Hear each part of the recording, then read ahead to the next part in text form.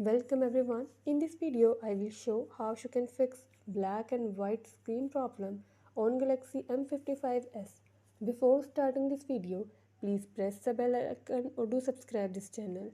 Let's start our video without wasting any time.